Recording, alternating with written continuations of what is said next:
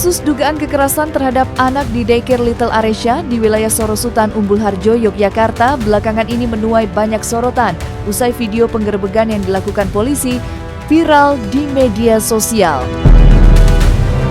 Sedikitnya 53 anak di bawah umur menjadi korban dugaan kekerasan yang dilakukan oleh belasan pengasuhnya di daycare Aresya.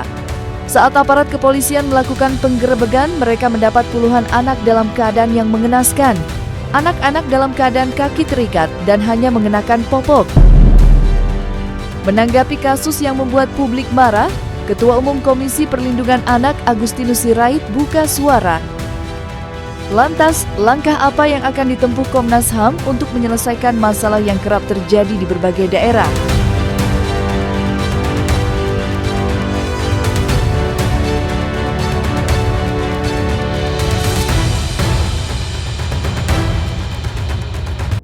Prihatin dan berduka atas peristiwa ini.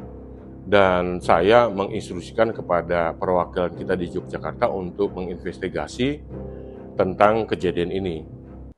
Bahwa di sana ada dugaan sementara korban yang mengalami kekerasan ada 53 anak. Kemudian terduga pelaku ada 13 orang. Kami menyoroti bahwa memang telah terjadi kejadian kekerasan yang sistematis,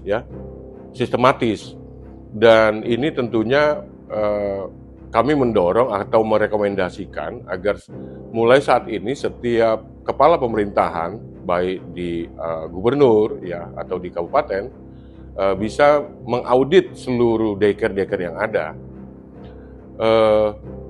Orang tua sudah memberikan kepercayaan kepada daycare yang seharusnya menjadi tempat aman untuk dititipkan anak. Tapi justru mirisnya di sini pelaku usaha justru memberikan rasa tidak aman kepada orang tua, dan tentunya di situ ada 53 anak di situ. Masa depan kita sebagian ada di situ. Ini yang menurut Komnas Perlindungan Anak sangat keras mendorong agar pemerintah juga hadir untuk peristiwa ini. Pasti kita pengen ekspresinya, mengedepankan estetika. jelas tadi mendengarkan. Para orang tua korban yang hadir dalam jumpa pers yang digelar pihak keamanan mencurahkan kesedihannya atas perlakuan yang diterima anak-anaknya. Mereka begitu kecewa. Tempat yang seharusnya menjadi rumah aman dan nyaman bagi balita justru menjadi ruang yang membawa trauma bagi anak-anak. Menanggapi kasus tersebut, langkah apa yang akan ditempuh Komnas HAM agar kejadian serupa tidak terjadi lagi di kemudian hari? Negara tidak boleh takut sama pengkhianatan sama penjahat-penjahat seperti itu. Kami mendidik anak kami dengan kasih sayang di rumah, Pak. Kami membayar mahal juga di sekolah itu. Harapannya anak kami bisa mendapatkan pendidikan dan perilaku yang baik seperti halnya dari orang tuanya. Tapi nyatanya, Pak, kami melihat sendiri anak kami diikat, anak kami terancam. Anak kami, Pak, sudah 3 kali opnam masuk di rumah sakit, Pak. Tentu saya sebagai orang tua dan saya juga sebagai Ketua Umum Komnas Perlindungan Anak, saya tidak bisa membayangkan bagaimana perasaan orang tua hari ini yang sudah rela menitipkan anak, dan orang tua ini kan ada upaya untuk bekerja sebetulnya sehingga harus terpaksa menitipkan anaknya, dan tentu itu bayar. Saya sangat miris sekali bagaimana daycare bisa memperlakukan anak, melakukan kekerasan terhadap anak. Untuk itu Komnas Perlindungan Anak sudah menginstruksikan kepada perwakilan kami yang di Jogja untuk turun langsung ke lapangan untuk menginvestigasi permasalahan-permasalahan yang ada. Komnas Perlindungan Anak akan memberikan bantuan psikologis untuk menghilangkan trauma healing untuk anak-anak, dan tentunya untuk para orang tua juga diperlukan. Kejadian ini mendorong kami nanti mungkin akan melakukan audiensi kepada Kemendikbudrismen kami pikir seharusnya daycare ini sudah harus dibuat aturannya secara jelas mengikuti yang ada, seperti lembaga pendidikan yang ada, atau minimal setara dengan PAUD. Negara juga harus hadir untuk membuat aturan supaya anak-anak terlindungi. Kan di daycare itu kan misalnya apakah tenaga pengajarnya itu bersertifikasi, ya? Itu tentu harus dikaji ulang untuk pembentukan daycare-nya. Selama ini saya pikir daycare ini hanya diperlakukan sebagai lahan bisnis ya, yang daycare ilegal menurut saya, yang berkedok kasih sayang.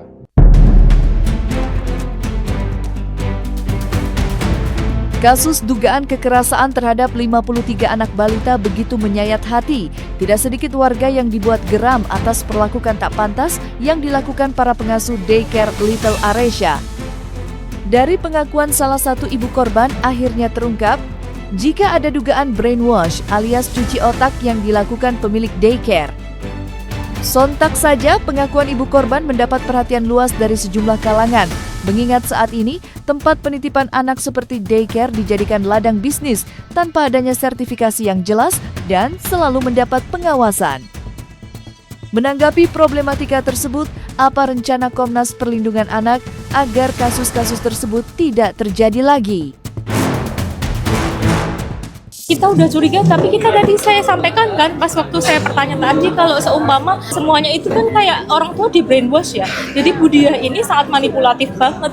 Jadi pas waktu kita survei itu semuanya bagus banget, kayak mulai dari fasilitas kayak gitu semuanya bagus, semuanya memenuhi standar. Terus kemudian beliau juga muslimah, agamis, bahkan mis-mis di sana ada juga yang bercadar kayak gitu. Tiap kali kita mengantarkan anak kita itu dia langsung menerima, terus kemudian setiap apapun yang kita tanyakan, kita komplainkan, dia bisa menjawab dengan rasional. Wali murid tuh bukan orang-orang bodoh loh. Di sini itu banyak nakes, banyak dosen, banyak dari kementerian, ada dari dinas, ada pebisnis dan lain-lain. Semuanya kan bukan orang bodoh kita ya. Sesuai dengan kasus yang pernah Komnas Anak tangani, memang untuk izin daycare ini memang banyak yang belum memiliki ya. Terakhir itu juga kita di Cibubur kita temukan fakta seperti itu. Nah, Komnas Perlindungan Anak sebetulnya sudah pernah mengawali ya untuk berdiskusi dengan Pemprov DKI, salah satu stafnya, untuk kiranya agar daerah ya tiap provinsi mempunyai kebijakan tersendiri untuk ini. Dan kami melihat di Kemendikdasmen atau di Pemprov DKI sebetulnya sudah ada daycare. Ini yang mungkin harus dirumuskan aturannya ya. Saran kami sih sebetulnya harusnya bisa masuk ke peraturan yang mirip seperti atau di bawahnya PAUD ya. Sehingga pengawasan lebih terjamin dan di bawahnya kementerian. Karena faktanya menurut data Komnas Perlindungan Anak, kejadian kekerasan justru yang terbesar malah terjadi di lingkungan yang terdekat, baik di rumah ataupun di sekolah. Salah satunya adalah asalnya dari daycare ini. Maraknya kasus dugaan kekerasan yang terjadi di daycare belakangan ini, Ketua Komnas Perlindungan Anak mengimbau agar para orang tua untuk memantau dan memastikan tempat daycare anak-anaknya aman dan terpercaya. Imbauan Komnas Perlindungan Anak menjadi penting, mengingat di berbagai daerah kasus serupa kerap terjadi. Nah, untuk para orang tua yang hari ini mungkin sedang menitipkan anaknya ya di daycare-daycare yang ada, segeralah kunjungi daycare tersebut, minta dokumentasi legalitasnya, lalu mintakan juga akses untuk bisa melihat anak-anaknya ya. Misalnya harusnya orang tua mempunyai akses untuk melihat anak-anaknya melalui CCTV. Jadi wajibnya sebenarnya daycare ini harus memiliki CCTV di seluruh ruangan sehingga orang tua dengan nyaman menitipkan anaknya dan all time bisa melihat keadaan anak-anaknya ya, sehingga kemungkinan atau potensi-potensi kekerasan bisa terhindar. Saya kira itu saran dari Komnas Perlindungan Anak. Sekali lagi, Komnas Perlindungan Anak akan terus mengawal kasus ini dan kita akan berkoordinasi dengan pihak aparat penegak hukum agar kiranya untuk pelaku-pelaku diberikan hukuman yang maksimal. Komnas Perlindungan Anak akan mendorong aparat penegak hukum untuk memberikan hukuman yang semaksimal mungkin.